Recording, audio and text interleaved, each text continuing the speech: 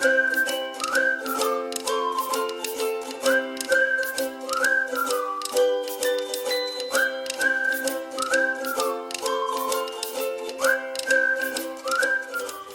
tal? Muy buenas tardes, yo soy María Saez y esto es Como, el espacio donde hablaremos sobre educación alimentaria.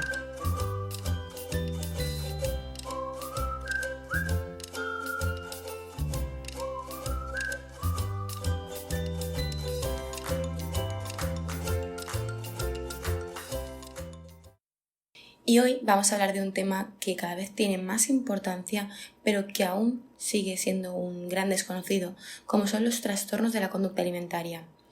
Es muy importante informarse a través de aquellas personas que sean expertas en la materia y que puedan ayudarnos a comprender estos trastornos de la manera más veraz posible. Una de esas personas es Judith López, nutricionista experta en trastornos de la conducta alimentaria. Desde hace varios años, Judith trabaja en una consulta privada en Madrid en la que trata esos trastornos junto a un equipo de profesionales del área de la sanidad. Como educadora nutricional que es, enseña a sus pacientes la relevancia que tiene en sus vidas una buena alimentación, aunque siempre acorde a los gustos y las necesidades de cada uno de ellos. Para ella explica, el objetivo de su trabajo es conseguir que cada persona encuentre su identidad alimentaria. Desde Como nos pusimos en contacto con ella para que nos resolviese algunas cuestiones acerca de sus trastornos, causas, rasgos diferenciadores, reeducación alimentaria, pero también otros interrogantes desconocidos que son muy interesantes e importantes. La escuchamos. Sí, dígame. Hola, buenos días, Judith. Hola, María. Buenas tardes, mejor dicho. Buenas tardes, sí, ¿qué tal? Bueno, aquí confinados. Para variar. Bueno, en primer lugar, ¿por qué los TCA, los trastornos de conducta alimenticia, suelen afectar en mayor proporción a las mujeres?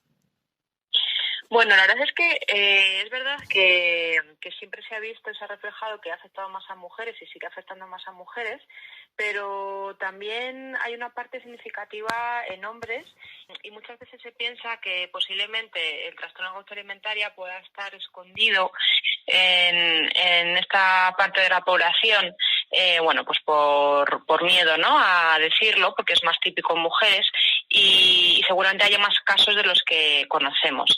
Pero en principio suele afectar más a mujeres porque realmente la presión que hay hacia las mujeres, pues en cuanto al culto al cuerpo, al culto a la delgadez, ¿no?, a esa imagen ideal de belleza y de éxito que se transmite más hacia las mujeres, en verdad. Es por eso, y sin importar tanto la salud.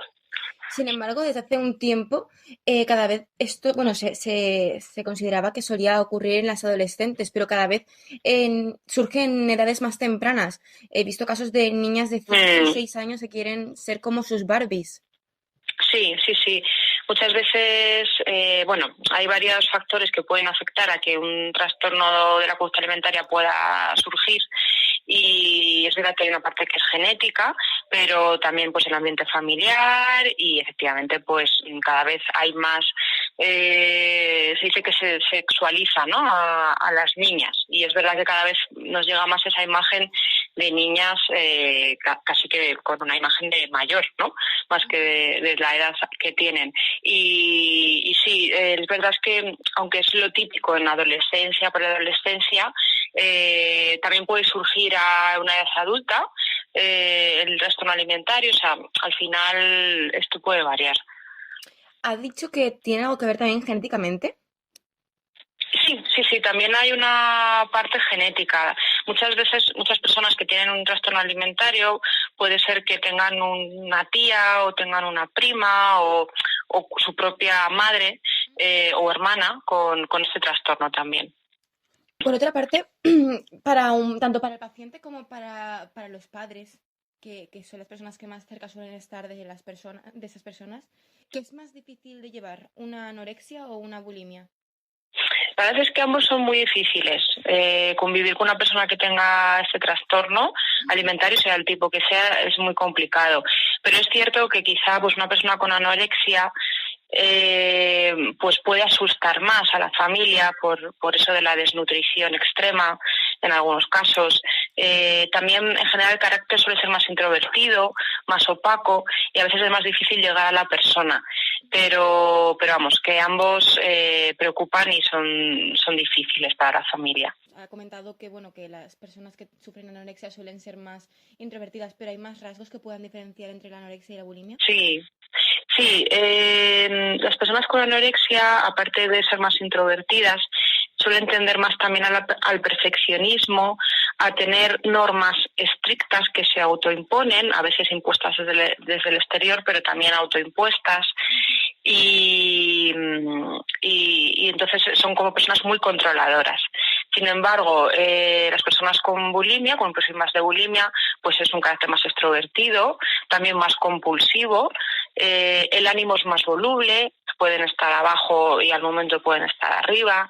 Y bueno, en principio de carácter sería eso. En cuanto a síntomas, pues una persona con anorexia es más restrictiva con la comida, tiene grupos de alimentos prohibidos, y sin embargo pues la persona con bulimia pues es más, como decíamos antes, más compulsiva, puede tener sobreingestas o atracones, y también a veces acompañado con conductas compensatorias que pueden ser o purgativas, es decir, vómito o toma de laxantes pues, para producir una diarrea, o bien compensatorias que no son purgativas, como puede ser el ejercicio físico extremo, por ejemplo. ¿La anorexia supone unos niveles de ingesta mínimos o directamente no se ingiere nada? Hay de todo. La verdad es que hay muchos tipos de trastornos alimentarios. Dentro de la anorexia también hay varios tipos. E incluso hay personas con anorexia que también tienen conductas compensatorias, sin necesidad de haber habido un atracón antes.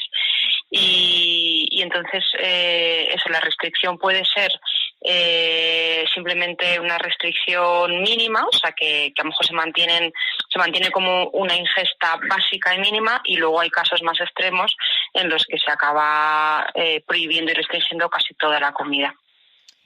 Ha dicho también que, bueno, hay más tipos de TCA. ¿De cuáles hablamos?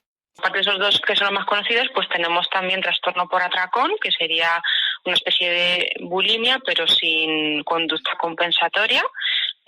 Luego también están los mixtos, ¿no? Pues mezcla de anorexia y bulimia. También la ortorexia. La ortorexia es aquella obsesión por comer de forma saludable que acaba al final pues llevando a la persona a comer también de forma muy estricta y restrictiva. Y también está la vigorexia, que suele afectar más a los hombres, que es pues aquella obsesión por tener un cuerpo musculado y también por comer solamente ciertos tipos de alimentos que se autodominan, alimentos limpios que pueden tomar para tener esa musculatura más pronunciada. Por otra parte, ¿por qué es tan importante estar delgada para la mujer occidental? Porque es el mensaje que se recibe, ¿no? O sea, al final, el mensaje de éxito y de belleza que nos transmiten en las últimas décadas a través de los medios de comunicación es ese, es el mensaje de la delgadez. Entonces, desde pequeñitas, ¿no? Pues a la mujer le llega como ese ideal de éxito y de belleza al que hay que llegar, y adquiere bastante importancia porque no se habla de salud sino de esto. Sin embargo, hace décadas la moda era, hace décadas o incluso siglos, la moda era, o el canon de belleza estaba en la obesidad. Sí, la verdad es que como dices tú, el canon de belleza ha ido cambiando a lo largo del tiempo, de los siglos y de las décadas, ¿no? A principios del siglo pasado, efectivamente no había esta cultura de delgadez ni este mensaje, ¿no? Del éxito y la belleza que tiene que ser tan asociado a la delgadez. Pero sin embargo, pues sí que en las últimas décadas se ha mantenido y muchas veces incluso es una imagen irreal, ¿no? Muchas veces se utiliza el Photoshop, por ejemplo, en los diferentes medios, pues revistas y demás. Incluso nos llega una belleza que no, o sea, una imagen que no es real muchas veces y asociada a desnutrición. Claro, porque ahora también, de hecho, se ha puesto de moda, por así decirlo, la mujer curvy. Esto sería lo mismo realmente, pero llevado a contraatacar la imagen de la mujer extremadamente delgada, ¿no? Sí, a ver, es verdad que igual que la obesidad y la desnutrición, son ambas enfermedades y no son buenas para la salud.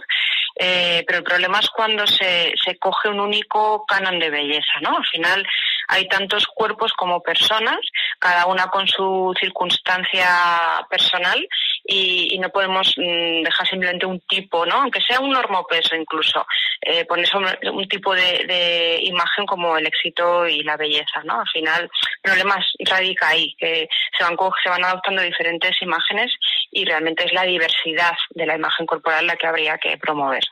Por otra parte, bueno, quería comentarle, ha estado diciendo que la mujer occidental tiene factores culturales que le hacen tener ese pensamiento de la delgadez como belleza y éxito. Sin Sí. embargo, se está dando en sociedades en las que ni se imaginaba que podía llegar a pasar esto, como por ejemplo es la sociedad africana, en Europa del Este, en India.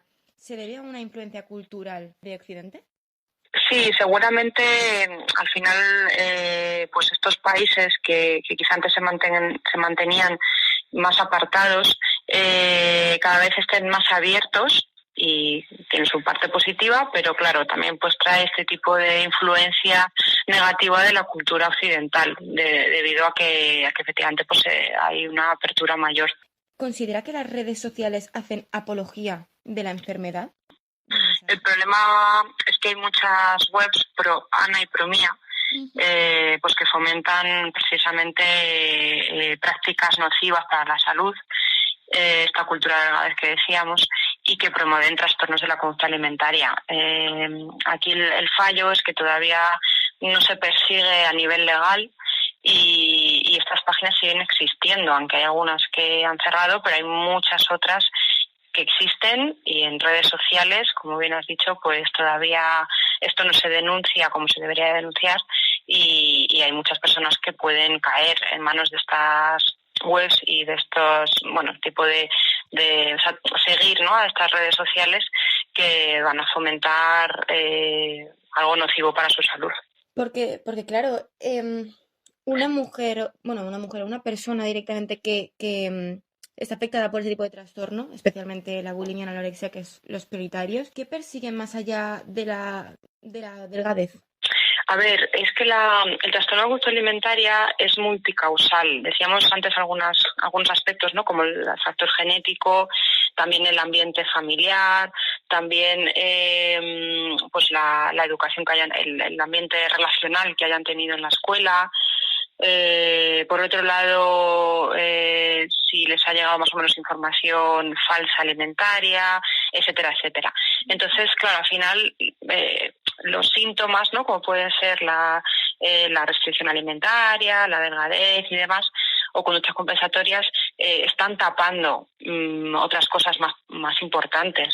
Porque al final esto no olvidemos que es una enfermedad psicológica, y todas estas cosas que se puedan perseguir, entre comillas, con la enfermedad, pues se tienen que trabajar y ir observando con un profesional como es un psicólogo, porque al final lo fundamental es poder trabajar la parte psicológica.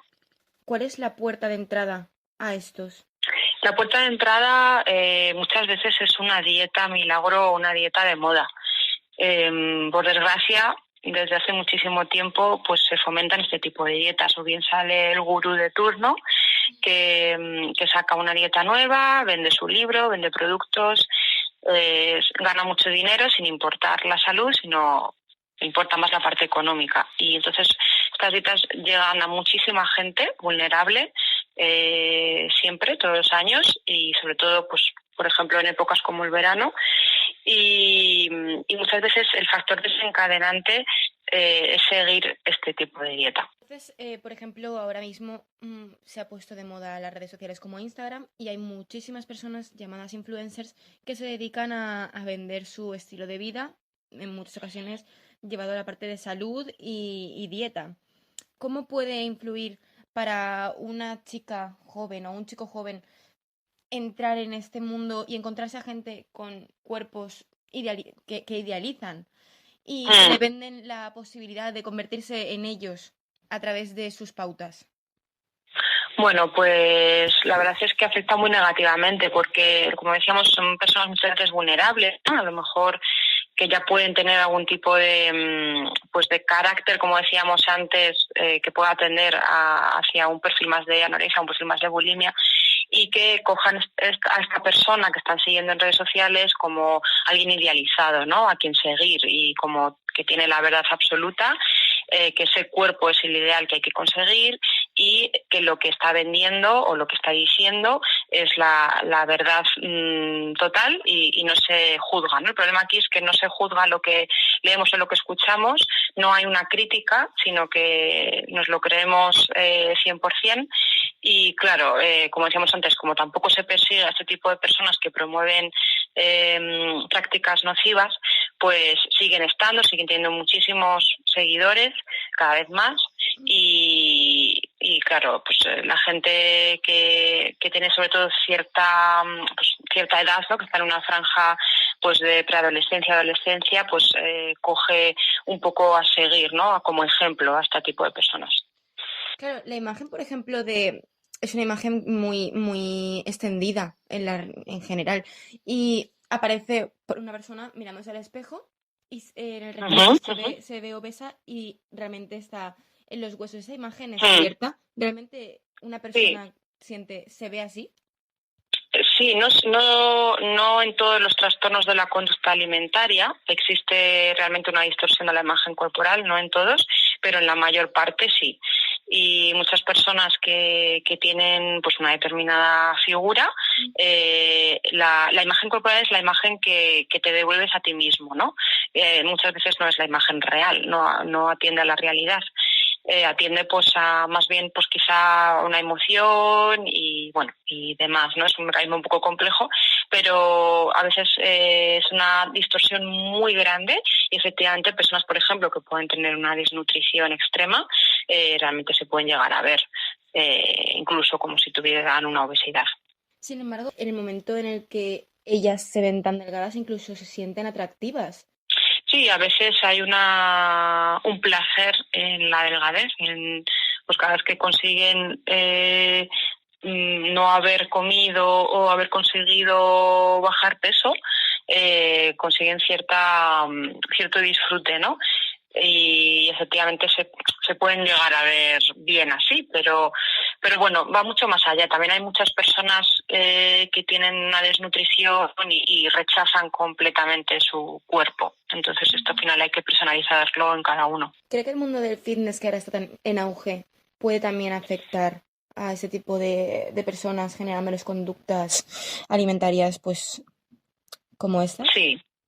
Sí, tanto en el varón, como decíamos antes, cada vez se está vendiendo más un cuerpo también irreal y muchas veces que no atiende a la salud.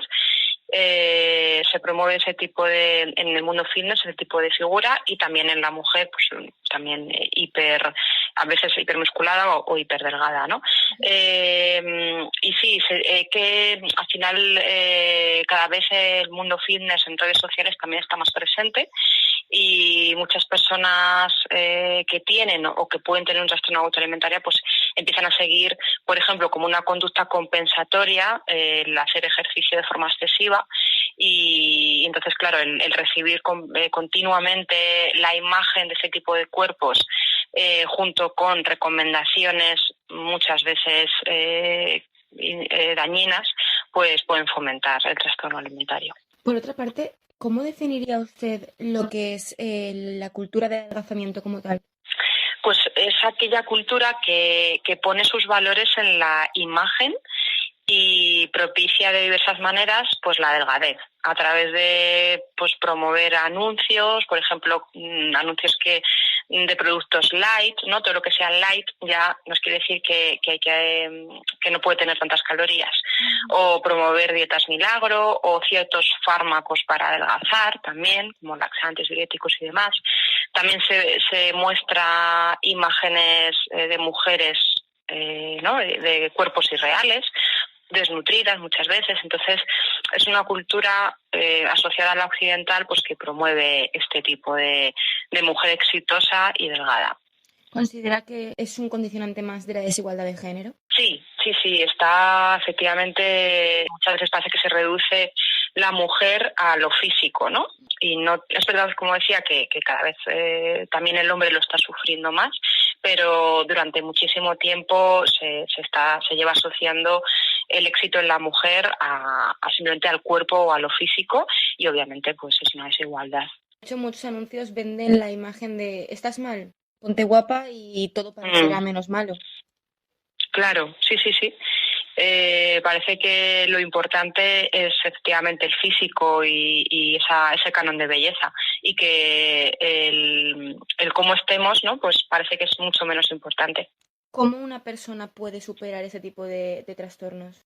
Bueno, lo más importante es que que se ponga realmente en manos de profesionales, que acuda, lo primero es a un psicólogo, primero para también diagnosticar bien, adecuadamente la enfermedad, y luego ya al resto de profesionales, como puede ser un nutricionista, un psiquiatra y demás profesionales de la salud que pueden ayudar a esta persona a ir saliendo paulatinamente de la enfermedad.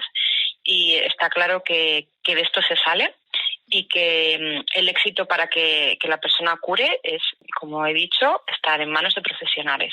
Cuanto antes, mejor. A nivel nutricional, ¿puede reeducarse a una persona en la alimentación para salir de ese problema? Sí.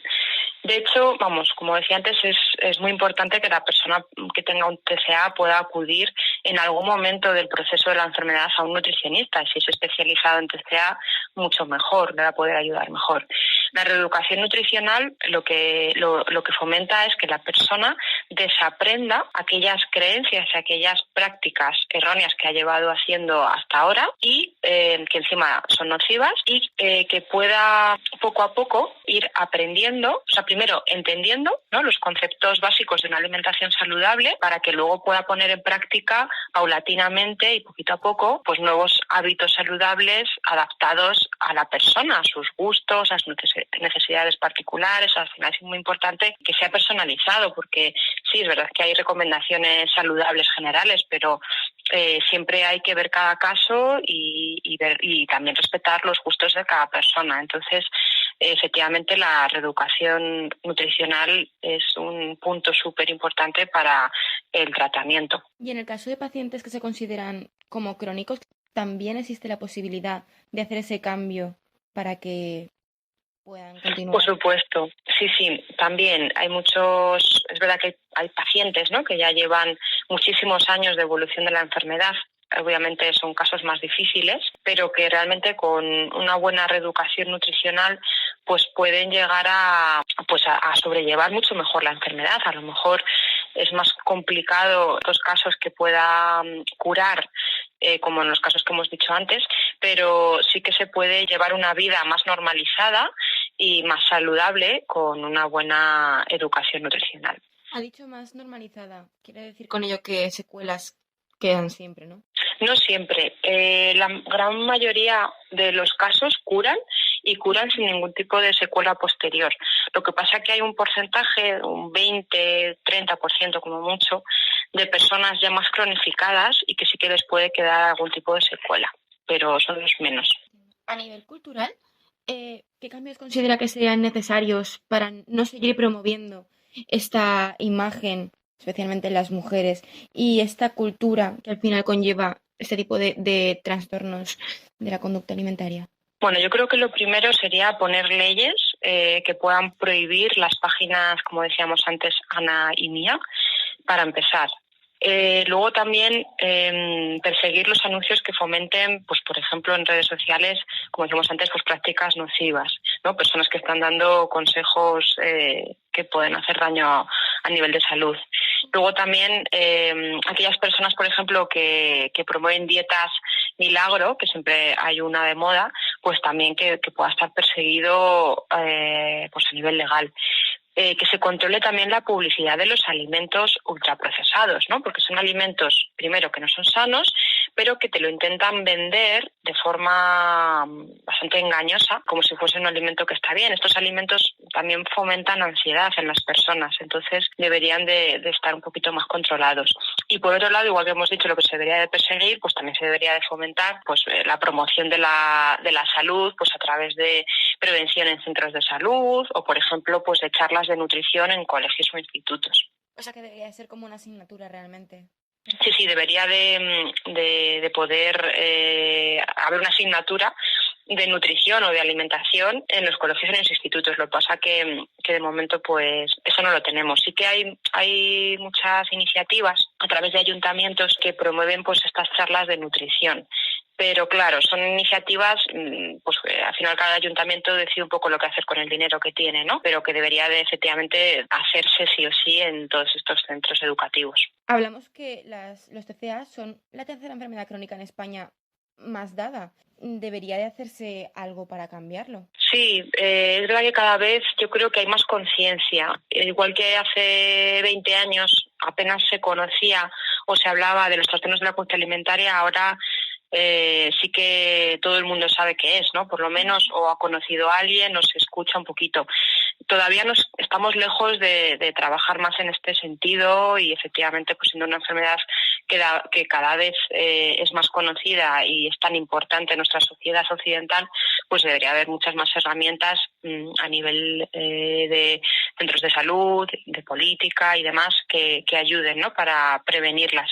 Pero bueno, sí es cierto que va habiendo más cosas. Es verdad que en los centros de salud ha habido bastante formación a los médicos de cabecera para que tengan un poquito, pues para que puedan detectar, ya que son los primeros que detectan ese tipo de personas que tienen trastorno alimentario, ¿no? Sí que cada vez tienen más información, pero bueno, todavía estamos lejos de poder hacerlo 100% bien. Pues ojalá pronto podamos solucionar ese tipo de problemas. Muchísimas gracias, Judith. Gracias a vosotros. Y bueno, esto es todo por hoy. Como siempre te recuerdo que puedes encontrar nuestros podcasts en formato escrito en nuestra página web. Además, si no quieres perderte ninguno de nuestros contenidos, síguenos en nuestras redes sociales. Estamos en Instagram, Twitter y Facebook. Y no olvides suscribirte aquí para seguir escuchándonos. Un saludo.